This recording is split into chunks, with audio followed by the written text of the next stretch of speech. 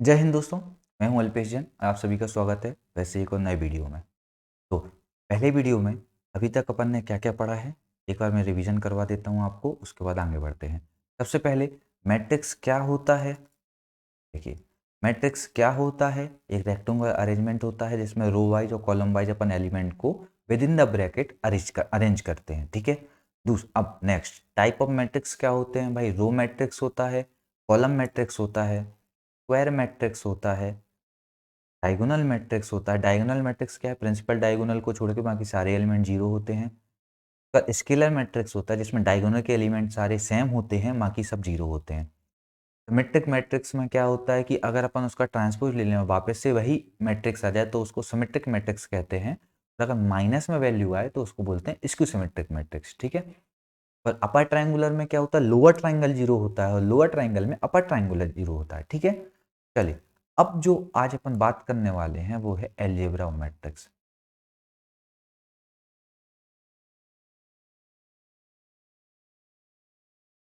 ठीक है। Algebra of matrix क्या होता है, देखो अलजेब्रा में अपन तीन चीज की बात करने वाले हैं। एक एडिशन,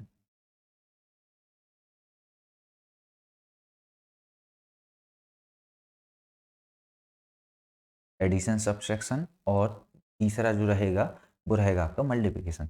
एडिशन और सब्ट्रैक्शन की बात एक साथ करेंगे और मल्टीप्लिकेशन अलग से करेंगे। ठीक है। तो देखिए, सबसे पहली चीज, अगर आपको किन्हीं दो मैट्रिक्स को जोड़ना है तो सबसे बेसिक रूल क्या होता है भाई। उनका जो बेसिक रूल है, सबसे पहला रूल जो है, ऑर्डर जो है वो सेम होना चाहिए।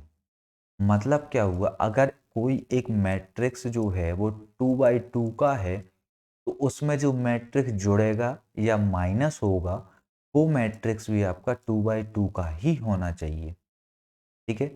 अगर कोई मैट्रिक्स 3/2 का है और जो एडिशन या सब्ट्रैक्शन होगा वो 3/2 के मैट्रिक्स के साथ ही होगा। ऐसा नहीं कि किसी एक में रो जाना है, किसी एक में कॉलम कम है तो एडजस्ट कर लिया, ऊपर नीचे कर दिया, कुछ भी हो गया, ऐसा नहीं। ऑर्डर हमेशा सेम होना चाहिए एडिशन करते टाइम पर। ठीक है। और अब देखिए, चलो मैं एक एग्जांपल दे के समझाता हूँ आपको, तो एडिशन और सब्ट्रैक्शन आपको दोनों समझ में आ जाएंगे। उसके जो लॉ हैं एडिशन और सब्ट्रैक्शन के वो आपको समझ में आ जाएंगे। ठीक है। चलिए, एक एग्जांपल लेते हैं।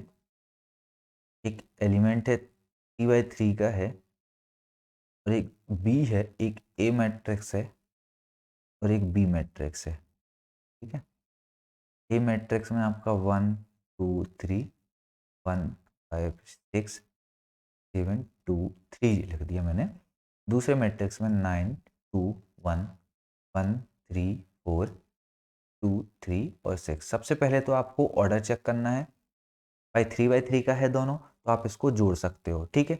मैं एक बार ए प्लस निकालता हूँ, ए प्लस बी निकालता हूँ, और दूसरी बार आपका ए माइनस बी निकालता हूँ, तो आपको दोनों क्लियर हो जाएंगे। हमेशा करस्पॉन्डिंग एलिमेंट ही जोड़ेंगे या घटाएंगे, आप ये बिल्कुल ध्यान रखना। करस्पॉन्डिंग एलिमेंट मतलब भाई जो पहला एलिमेंट है, फर्स्ट रो का फर्स्ट एलिमेंट है, वो उसी के फर्स्ट रो के फर्स्ट एलिमेंट के साथ ही प्लस होगा या माइनस होगा। ऐसा नहीं कि आपने इसको उठाया और इससे माइनस कर दिया, किसी से भी माइनस कर रहे हो, वैसा नहीं होगा। देखो 1 और 9 कितना हो जाएगा 10। तो देखो 2 और 2 कितना हो जाएगा 4, और 3 और प्लस 1 कितना हो जाएगा 4, 1 और 1 2, 5 और 3 8, और 6 और 4 आपका हो जाएगा 10। 7 और 2 9 हो जाएगा, 2 और 3 5 होगा, और 6 और 3 9 होगा। ठीक है।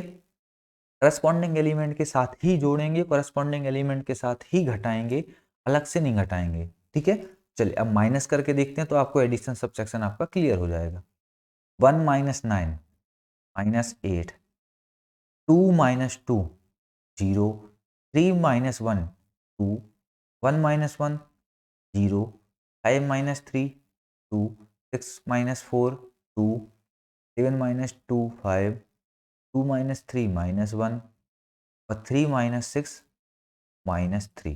ये आपका हुआ ए प्लस बी और ये हुआ आपका ए माइनस बी। क्लियर है क्वेश्चन, मतलब आपको एग्जांपल क्लियर हुआ कि एडिशन और सब्ट्रैक्शन जो है वो आपको कैसे करना है। चलिए, अब बात करेंगे जो अपन को सबसे ज़्यादा यूज होने वाला है,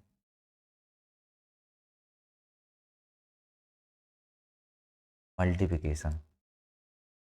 ठीक है, देखिए सबसे पहला चीज़ आप याद रखना, अगर मैं किसी एलिमेंट, पूरा कोई एक मैट्रिक्स है, अगर उसके बाहर मैं किसी का मल्टीप्लाई करता हूँ, किसी भी एक डिवाइड करता हूँ, तो वो पूरे जो एलिमेंट्स रहेंगे उस मैट्रिक्स के, उनमें सारे एलिमेंट्स में मल्टीप्लाई या डिवाइड होगा। मतलब अगर मैंने एक एलिमेंट लिखा जैसे ए है, ए आपका हुआ 1 2 3 4 लिख दिया मैंने, और मैंने आपसे बोला कि 5a निकालो आप।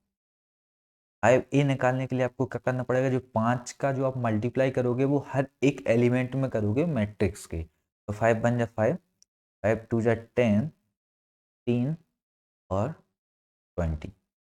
ठीक है, अब किसी भी संख्या का अगर अपन गुणा या भाग करेंगे किसी एक मैट्रिक्स में, तो उसके सारे एलिमेंट्स में उसका गुणा या भाग होगा। क्लियर है? चलिए, अब मैं आपको बताता हूँ कि अगर मैं कोई दो मैट्रिक्स का आपस में गुणा करूँ या मल्टीप्लाई करूँ, तो मल्टीप्लाई कैसे होता है, तो मैं आपको डायरेक्ट 3/3 का मैट्रिक्स लेता हूँ, तो उससे क्या होगा, आपको बिल्कुल क्लियर कट पिक्चर मिल जाएगी उसकी। ठीक है, चलो, जैसे मैंने लिया 2 3 4, 1 2 3 और 5 2 1। बी मैट्रिक्स लिया मैंने आपका 1 2 3 6 2 4 और 1 0 2 मैंने लिया। अब मुझे क्या निकालना है भाई, ए बी, और एक निकालूंगा मैं बी इंटू ए इंटू बी और बी इंटू ए अलग अलग चीज होती हैं जब अपन बात करेंगे मल्टीप्लिकेशन की। ठीक है, ए बी और बी ए बहुत अलग अलग चीज हो जाएंगी। देखो मैंने जैसे ए लिया, तो कभी भी अगर आपको मल्टीप्लाई करना है तो देखो याद रखना, सबसे पहला रूल क्या होता है, आपका जो ऑर्डर रहेगा, पहले आप ये हटाओ, मैं आपको पहले रूल बताता हूँ मल्टीप्लिकेशन करने के। आपको इसका ऑर्डर लिखना है। ऑर्डर कितना है इसका भाई, का ऑर्डर है आपका 3/3 का। ठीक है, इसका ऑर्डर कितना है, 3/3 का। तो आपको जो चीज़ सबसे पहले चेक करना है, इसका कॉलम, जो पहला मैट्रिक्स रहेगा उसका कॉलम, और जो दूसरा मैट्रिक्स रहेगा उसका रो, दोनों सेम होना चाहिए। Must be same. आपको इससे अच्छा क्लियर नहीं मिल रहा है तो मैं आपको फिर से बताता हूँ। देखो, जैसे मैट्रिक्स ए सपोज करो आप 3/2 का है, और मैट्रिक्स बी जो है वो आपका 2/4 का है।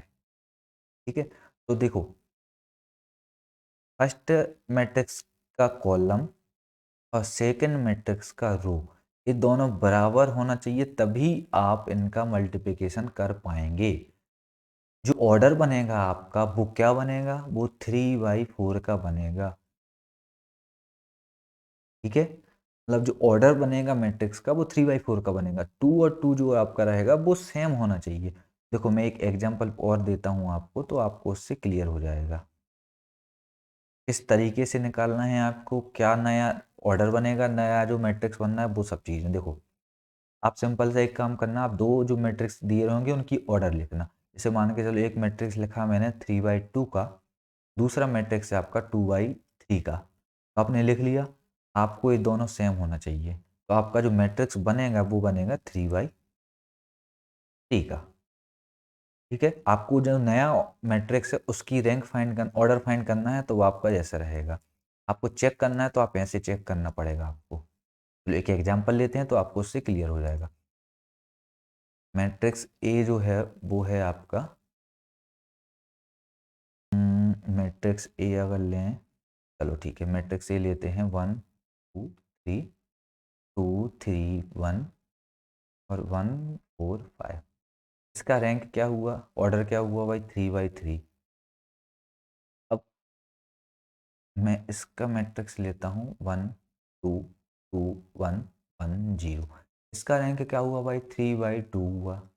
मैं तीन दो कॉलम, तो देखो सबसे पहले मुझे क्या चेक करना है भाई, 3/3 का एक मैट्रिक्स है और 3/2 का दूसरा मैट्रिक्स है, इन दोनों को आप कैंसिल करो, तो नया जो आपका मैट्रिक्स बनना है वो किस ऑर्डर का बनना है, वो 3/2 का बनना है। 3/2 का बनना है तो मैं क्या करूँगा, 3 रो और 2 कॉलम मैंने बना लिए, तो उसका रैंक जो ऑर्डर रहेगा वो 3/2 रहेगा। अब मैं मल्टीप्लिकेशन करते कैसे हैं, तो भाई देखो, मल्टीप्लिकेशन आपका होता है, जो फर्स्ट आपका मैट्रिक्स रहेगा उसका रो वाइज, और जो दूसरा मैट्रिक्स है उसका कॉलम वाइज। देखो सबसे पहले अपन क्या करेंगे, जो 1 रहेगा 1 का मल्टीप्लाई करेंगे 1 में, तो 1 इंटू 1 प्लस, अपन कभी भी लेंगे तो वो जो उसके साइन रहेंगे माइनस प्लस के उनके साथ ही लेंगे। अब देखो 2 का मल्टीप्लाई कहाँ होगा, 2 में, प्लस 2 इंटू 2, ठीक है, तो थोड़ा सा बड़ा कर लेते हैं। अब तीसरा जो होगा आपका, तीसरा होगा आपका 3 इंटू 1 प्लस 3 इंटू 1। आपका जो मैट्रिक्स बन रहा है वो क्या बन रहा है भाई, देखो 1 और 2 2 जा 4, 1 और 4 5, 5 और 3 8, आपका 8 हो गया। अब दूसरा बात करते हैं, देखो अब इधर जो चाहिए ना आपको, तो उसी रो का दूसरे कॉलम में, देखो 1 का आप कहाँ करेंगे, 2 में, तो 1 इंटू 2, फिर 2 का कहाँ करेंगे, 1 में, प्लस 2 इंटू 1, फिर तीसरा जो 3 रहेगा उसका कहाँ करेंगे, 0 में, तो वो आएगा आपका 0, तो 2 2 जा 4, ठीक है। अब क्या करेंगे, अब सेकेंड रो का करेंगे फर्स्ट कॉलम में, सेकेंड रो कहाँ है, 2 into 1 plus 3 into 2 plus 1 into 1, तो 1, कितना आया भाई, 3 6 और 2 8 और 1 9 आया, ठीक है। अब दूसरे का करेंगे तो भाई 2 2 जा 4 प्लस 3 1 जा 3 प्लस 1 और 0 0, तो आपका आ गया 7। अब तीसरी रो का करेंगे पहले कॉलम में, तो भाई 1 1 1 प्लस 4 2 जा 8 प्लस 5 1 जा 5, तो देखो 9 5 14 आ गया आपका। फिर करेंगे उसी रो का दूसरे कॉलम में, तो 1 2 प्लस 4 प्लस 0 कितना आ गया, 6 आ गया, तो आपका हो गया 3/2 का मैट्रिक्स। क्लियर है आपको, देखिए रो, पहले की रो और दूसरे का कॉलम, आपको ये ध्यान रखना है। एक बार आप लोग प्रैक्टिस करेंगे तो आप लोगों को क्लियर हो जाएगा। चलिए अब बात करते हैं, एक मैट्रिक्स है आइडेम्पोटेंट मैट्रिक्स।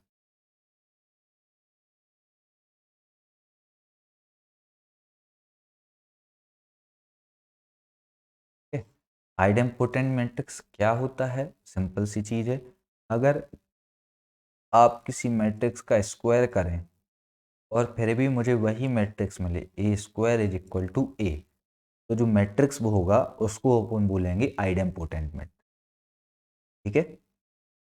आइडेम्पोटेंट मतलब क्या हुआ, कि अगर आपने किसी इस मैट्रिक्स का स्क्वायर किया और वापस से आपको वही मैट्रिक्स मिल जाए, तो उसको बोलेंगे अपन आइडेम्पोटेंट मैट्रिक्स, ठीक है।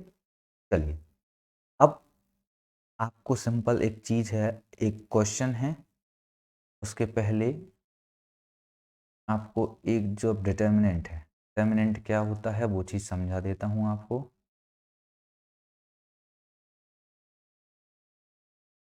उसके बाद एक क्वेश्चन करते हैं, ठीक है। डिटर्मिनेंट क्या होता है, देखिए सबसे पहले अभी तक जो मैट्रिक्स के अपन ने जितने भी पढ़े हैं, प्रॉपर्टीज जो थी वो पढ़ ली हैं। अब मैट्रिक्स की बात करते हैं, उसके बाद फिर माइनर कोफैक्टर की बात करेंगे। डिटर्मिनेंट क्या होता है, देखो अगर मैं इसकी डेफिनेशन दूं आपको, तो उसकी डेफिनेशन ऐसी बनेगी कि भाई वो it is a value which is obtained by putting all the elements of a matrix within the parallel row और पैरेलल लाइंस। मतलब क्या हुआ, हिंदी में मैं आपको समझाता हूँ। देखिए ये वो वैल्यू है, डिटर्मिनेंट है, जो डिटर्मिनेंट वो वैल्यू है जो अपन को प्राप्त होगी जितने भी एलिमेंट्स हैं मैट्रिक्स के। ये देखिए मैट्रिक्स के एलिमेंट जो रहते हैं ना, मैट्रिक्स के जितने भी एलिमेंट हैं उनको दो पैरेलल रो में रखने से, मतलब क्या होगा डिटर्मिनेंट का क्या, देखिए अभी तक आप लोग मैट्रिक्स का क्या कर रहे थे, या तो उसका मल्टीप्लिकेशन कर रहे थे, एडिशन कर रहे थे, लेकिन डिटर्मिनेंट में उस मैट्रिक्स की अपन वैल्यू निकाल सकते हैं कि एक्चुअल में वो वैल्यू क्या है। ठीक है, तो इसको अपन नॉर्मल तरीके से समझ सकते हैं कि भाई एक डिटर्मिनेंट एक वो वैल्यू है जिस जो हमें प्राप्त होगी किस तरीके से, जब हम मैट्रिक्स के सारे एलिमेंट्स हैं उनको दो पैरेलल रो के अंदर आप लिख लेंगे। ठीक है, मैट्रिक्स का मल्टीप्लिकेशन कैसे करते हैं वो मैं आपको सिखाऊंगा, अभी आप फिलहाल सिर्फ इतना समझिए। देखिए मैं आपकी इस पे इसकी जो डेफिनेशन है वो लिख देता हूँ, अगर आपको लगेगा तो आप लिख नोट्स में ऐड कर लेना। It is a value which is obtained by putting all the elements of a matrix। आप ऑफ स्क्वायर मैट्रिक्स करेंगे तो ज़्यादा सही रहेगा। Square matrix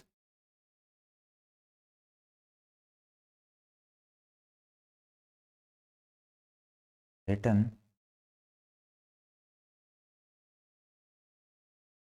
within two parallel lines. ठीक है, चलिए अब मैं आपको एक क्वेश्चन देता हूँ होमवर्क के तौर पर, वो आप लोग ट्राई कीजिएगा, और जब नेक्स्ट वीडियो आएगी तो वो आप लोग उसका मैच करना, या फिर कमेंट सेक्शन में आप ज़रूर आंसर देना कि आपका आंसर क्या आया है। ठीक है, जो लोग आंसर देंगे और जिसका सही आंसर होगा उसका नाम मैं इधर बताऊंगा। चलिए, होमवर्क है आपका, और what value of X matrix A is equal to, ये जो मैट्रिक्स है वो आपका 3 - एक्स 2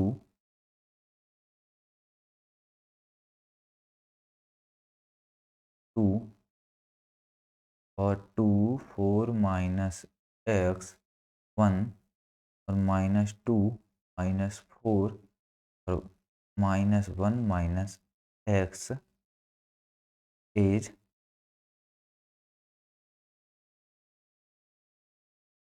सिंगुलर। ये सिंगुलर मैट्रिक्स क्या होता है, देखो मैं आपको इधर ही बता देता हूँ पहले तो।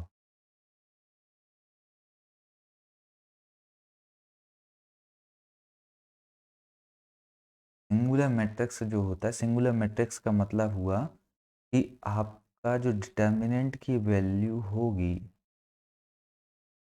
वो जीरो हो।